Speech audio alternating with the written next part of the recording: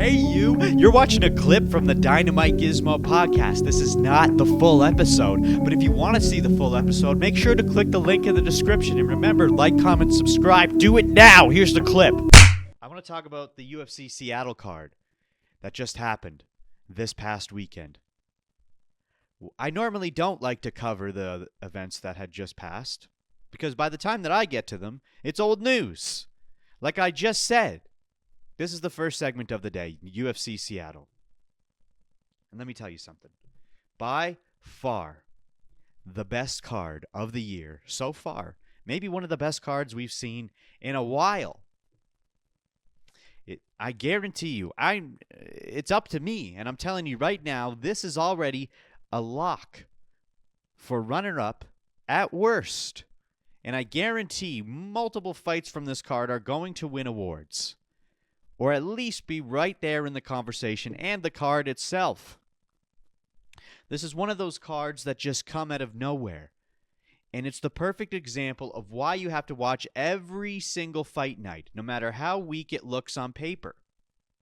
Because every time I look at a card like Evloev versus Murphy and say, yeah, this is going to be an absolute banger, it flops. Every single time. And then here we are, me saying I wasn't even that excited for the Izzy fight. And the card not only delivers, it blows way past beyond my expectations could have ever imagined. I live streamed the whole thing, did my standing solo watch party, and I'm glad I did. I missed the first fight of the night, Theanara versus Brazil, but that's okay. But from there on, it was nonstop. Okay, the second fight of the night ends in a draw, but still a great fight. I'm already thinking, okay, we might have something here. Then Navajo versus Lopez. This was the first fight I was really looking forward to. I wanted Navajo to win, but more than that, I wanted him to get his first UFC finish. And sure enough, he does exactly that. Then we had O'Neal versus Fernandez. At this point, I'm thinking, all right, probably a decision. Most women's fights tend to go that way. Nope. O'Neal comes out and gives us a nasty round one knockout. Completely caught me off guard. Now I'm starting to feel it a little bit. I'm starting to feel like this card's going somewhere. I'm just starting to feel that way. But I don't want to get my hopes up too high quite yet. Okay, then we have Tybura versus Fortune. I originally had Tybura as my pick, but I switched it very last second to Fortune. And the fight was pretty solid. Nothing insane, but we got a rare Bruce Buffer moment where he messes up the decision. So now we've got a memorable moment on top of the fights that we just had. Okay, this is an interesting card. This is good. All right, now we've got Gibson Jr. versus Hooper. Now, I didn't expect much from Gibson based on his debut, but I gave him a pass because that was a short notice fight, and it was against Bobby Green, who's not the greatest, but he is a veteran. So going into this fight, I figured Hooper's experience, especially on the ground, would be too much for Gibson. But I was happily mistaken. Gibson Jr. goes out there, puts on an unreal performance, and gets a round one knockout. Okay, another one. He looked so good. Huge win for Canada as well. Okay, then we move on to the feature prelim of the night. Bahamondes versus Masayev. Absolute bloodbath. And I'm not just saying that. Like, the most blood I've seen in a long time. I don't think I've seen that much blood in the octagon before, ever. And it was a back-and-forth war. Multiple moments where I thought Bahamondes could have won. He had Masayev at certain points, but Masayev kept coming back and pushing. So just the perfect way to lead into the main card. And at this point, I'm already blown away. And I'm saying to myself, okay, this is a 4 out of 5 star card. Absolutely. But we still need to wait for the main card to see. Main card starts. McKinney does it again. 25-second finish in round one. He keeps that round one streak alive. Unbelievable. Couldn't believe it. Now I'm thinking, okay, there's no way this card keeps going like this. And of course it does. Bulgari absolutely lays it down on Malik. Smashes him. finishes with a brutal knee KO. Holy fuck. Then Alex Pereira walks into the octagon and the crowd goes insane, finding out that Bulgari trains with Glover and Alex. Like, what the fuck? Unreal moment. Then Douglas goes out there and starts snapping Arosa's head back with fucking 3 jabs back to back over and over again. Crazy jab work. It literally looked like he knocked him out on 3 separate times with just a jab. But then he eventually drops him for good. Another round 1 KO. Okay? Then we have Michael Chiesa. Round 1 rear naked choke in his retirement fight against Nico Price. He made it look easy. He ends his career on a 4-fight win streak with an absolute fairy tale of an ending. It was amazing. In his home city. Okay? And Nico retired that same night too.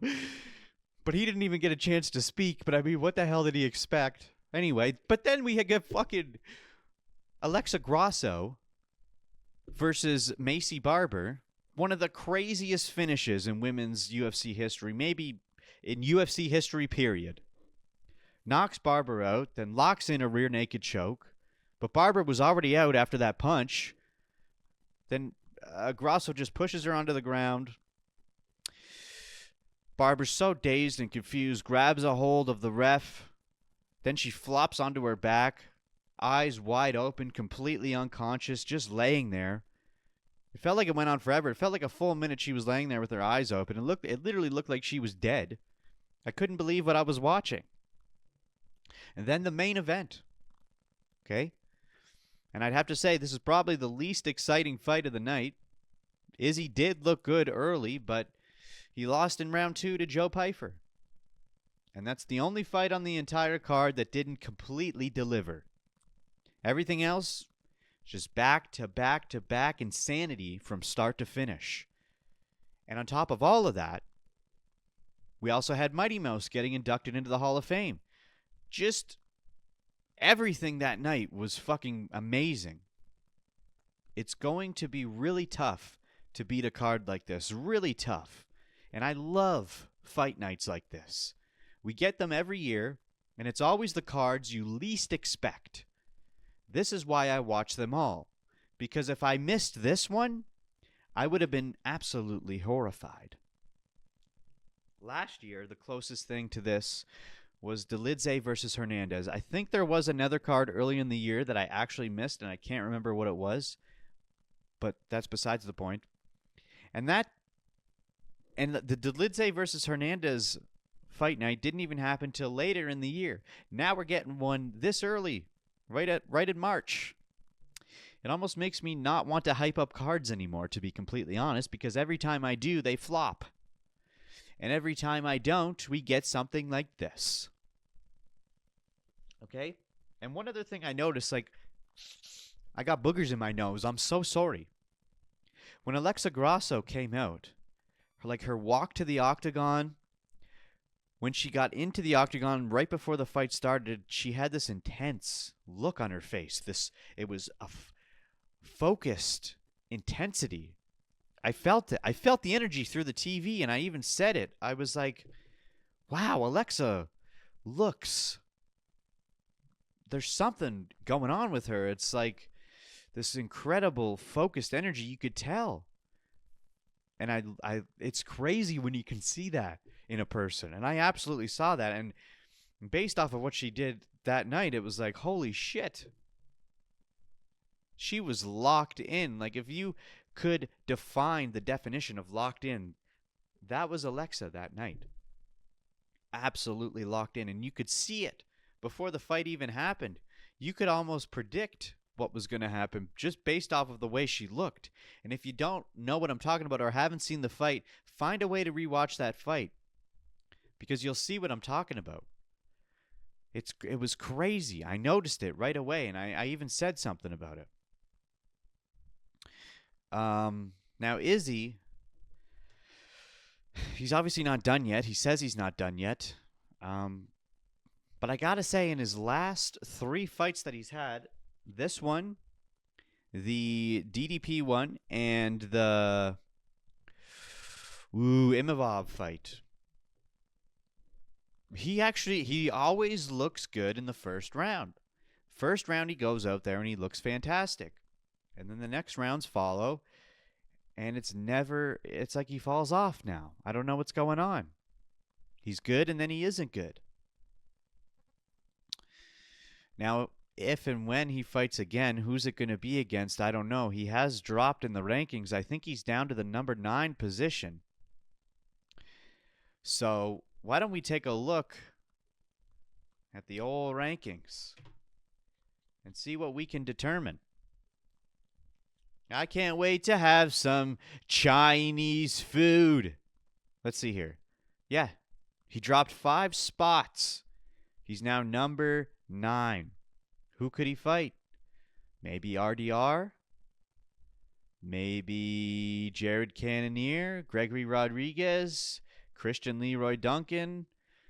I guess they could run it back with Paulo Costa again, but well, maybe. Roman Dolidze? He's got lots of options now in the tail end of the middleweight rankings. Joe Pyfer is now ranked number 6. He jumped 8 spots. Brendan Allen jumped up 2 spots to now number 4, taking Izzy's spot. And Anthony Hernandez jumped up 1 spot, and he is now tied with Joe Pyfer for the number 6 spot. Why is that the case? Interesting. So they shot Brendan Allen up there because I'm assuming they want to put Brendan Allen against Dricus du Plessis.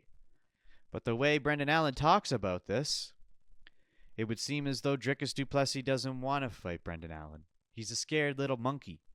But who else is he going to fight? He's not going to fight Imavov. Well, I guess he could fight Imavov because Khamzat's fighting Strickland. Maybe they'll do Dricus versus Imavov for the next title contention. That would be interesting. Or maybe they'll do Brendan Allen versus Imavov. Or maybe Imavov's just going to hang out until the winner of Strickland versus Khamzat is decided and he'll just jump in there. I don't know. But those are the options so far. I guess we could do Kaio versus Brendan Allen. That would be interesting too. We could even do Kaio versus Imavov.